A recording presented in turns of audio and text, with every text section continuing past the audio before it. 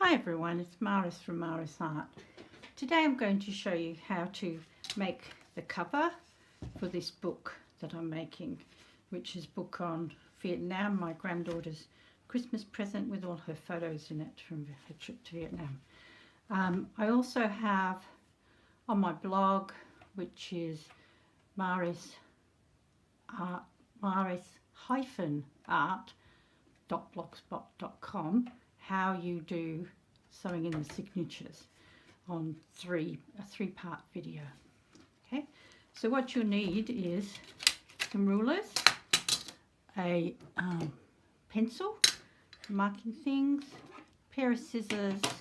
I'm using this called a Xyron Mega Runner, so you can get that, but you don't have to use that. You can use double-sided tape, or if you don't want to use that, you can just use wet glue. I love this one, tacky glue, Aleene's tacky glue, and this one actually stands in this cap upside down like that, so it's always ready to use because it's it runs down to the bottom of the bottle. I can't stand it when the glue's up this way and then you've got to wait for it to run down. So have a look, see if you can find this one with this sort of cap on it, and it just stands on the table like that, ready to grab. Oh, it's called Fast Grab Tacky Glue, but I mean that, I think that's what it means, the glue is, not that you can grab it fast. Anyway, then you'll need some card. I actually bought the card that I'm using, but if you don't want to, you can use cereal boxes. If you're using cereal boxes, they tend to be really thin, so I would glue two pieces together. The card that I'm using is, I was quite disappointed when I got it because it is very thin, so I've actually glued two pieces together. So we'll just put this aside for a minute. Put these aside. And of course you'll need your paper that you're going to cover it with. I'm doing it with one sheet, long sheet of paper, but you can do it with a 12 by 12 and just overlap it, and then you can put a piece on the back that goes around the spine like that, so it covers up the joins. This paper, because it's a very strange paper, if you look here, you see it's like a thread on it. So, and then this side is handmade paper. It feels a bit plasticky. So I was a bit worried that the constantly opening and closing the book on the spine like that, this is my spine piece, would fray it and it wouldn't last very well. So I've lined it with a piece of Tyvek. I get Tyvek envelopes, so I've put that there. Then when I turned it over and looked at it and went, oh, I can see the Tyvek. So I put this underneath it and went, oh, that makes it look really dirty. So what I've done is I've just covered them with white paper, so that it looks really nice all the way along. Okay, you don't need to do that unless you've got see-through paper. All right. So I'll tell you how you get the measurements for your things here.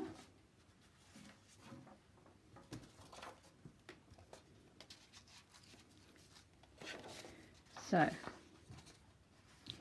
for the cover, you need a front and a back, of course. So the measurement is the width of your book, right? So you're going this way, the width of your book, right? Mine's 6 inches plus, oh, where are we? The width of the book plus ½ an inch or more. If you've got a lot of extensions on your book, see how I've got things sticking out here? Well, if I add a ½ inch to the 6, it's plenty to accommodate that. If you've got a lot of things on the edge like lace and things like that sticking out and you want them inside the cover, then you might want to go a bit more than that, but I never really go more than 6½. And then if you're going to put ties on it or a elastic on it or whatnot, it'll go over these things without scrunching them up. I'd probably put a tie up here and one down here for this book if I tie it. And then you go the height of the book plus 1/2 inch. So the height of this book is 9 inches. So I'd go 9.5. Right? That gives you 1/4 inch at the top of the book and 1/4 inch at the bottom here. If you have any more than that, then when you stand the book up on edge like this, it tends to fall like that in the inside the cover, and it puts a strain on all the gluing you've done here. So you don't really want that. So 1/4 inch is plenty. 1/4 inch here, I don't mind if these stick out. There's little, oops, you can't see them. There's little paper clips with things on them and whatnot. I don't mind that sticking out as part of the book, all right? I would not advise you putting any more than 1/4 inch. So we'll just recap that. The cover, you need a front and a back. So you need the width of the book plus 1/2 inch or more if you've got lots of extensions. The height of the book plus 1/2 inch, which gives you 1/4 inch at the top and the bottom. So I'll just hold that there a minute so you can look at the time, so you can come back to that if you want to. Okay. So this is my book. Right? Yours will be different unless you're doing a 9x6 book. Right? So I cut my card, the height of the book, which was 9, plus 1/2 inch, which made it 9.5. The width of the book, which is 6 plus 1/2 inch to allow for the tabs, which made it 6.5. So then I cut 2 pieces of card, 9.5 by 6.5. The spine size is the height of your book, and mine is 9 inches, remember, plus 1/2 inch. And the width of the spine is 2 inches. So you just measure the width of your spine. Yours may be different to my measurements. Yours may be different to my measurements. Okay, I'd hate you to make a cover for a book that doesn't fit. Okay, you'll also need this little bit here. Right? Because I'm using double card, I've made this with double card. But what you're going to do, you're going to use it like that to space your cover from the back. So you get a nice little even without having to try and measure it or whatever it is. You just fit that in and push it up against it when you're gluing it. And then that allows for when you close it up like that, it's got room to close without crunching on the other bit of the back. It sits in next to the spine. Okay? So you just make a little thing like that. Mine's just a narrow strip. If you're using a 12 by 12 like this, and if you've got a bit left over, you can use it, or you can just use the actual card like that to measure it. And when you're putting that in, you're using wet glue when you put this part in, so it'll slide about a bit for you. Okay. So what I've done is I've measured the spine, and mine was where are we? My spine was 2 inches wide, and my book is 9 inches, so this is 9.5, so it's 2 by 9.5. And when you put your book on it, like this, don't know whether you can see down there, but move it up a bit so you can see it. It fits beautifully on there. Okay? So now what we're going to do is, because this is going to be the side that's going to be down, yours doesn't matter which side it is, but mine does.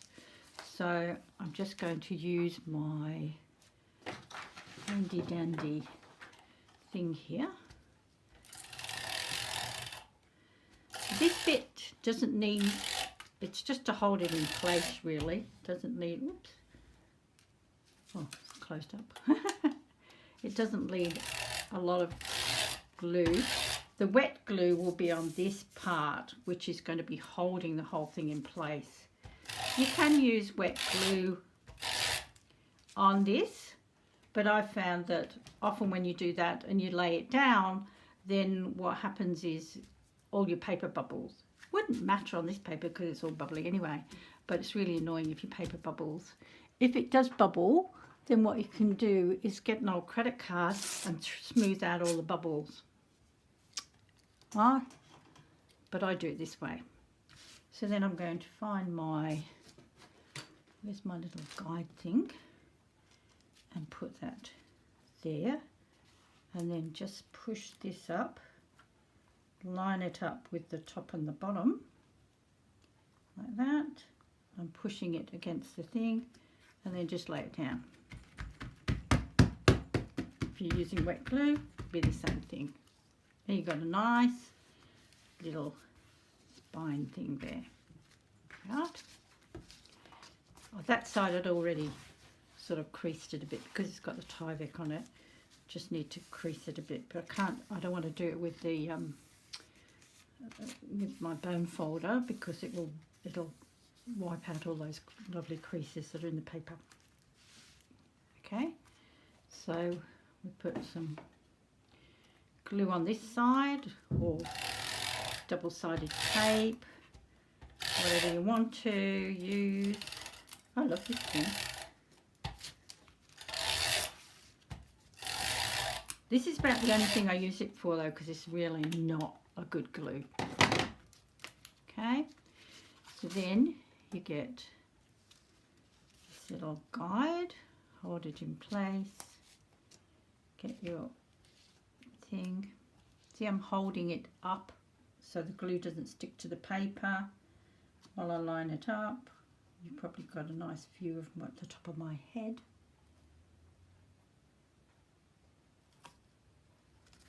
And glue it down.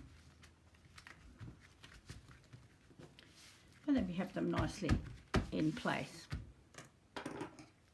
And the next bit is you need to cut the corners. Well, I might cut a bit of that off.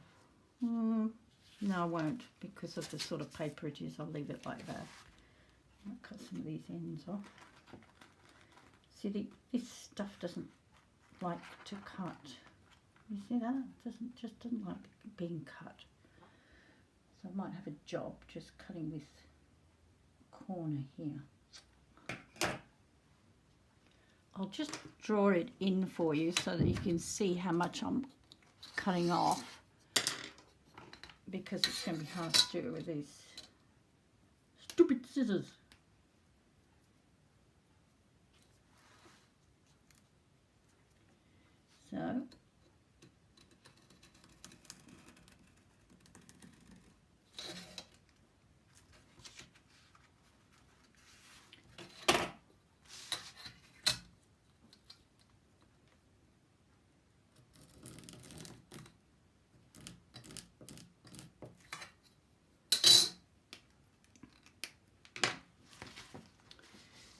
So you can just see here, if I can get it in focus.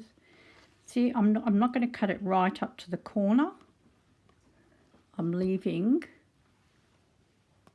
about 1/8 of an inch. Okay, that looks more than 1/8 of an inch, but it's actually not. If I put my fingernail there, it's quite narrow.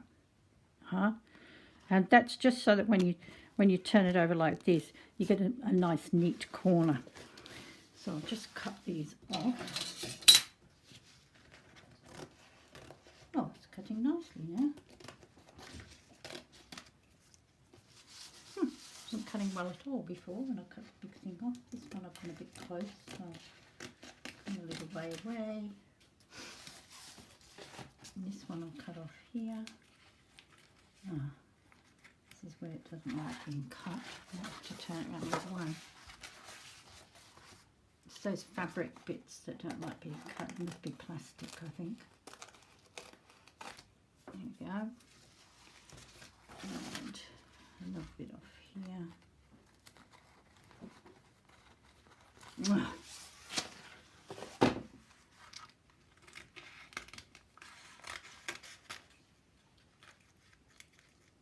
So these little bits I'll save because I might make little paper clip things with them or something.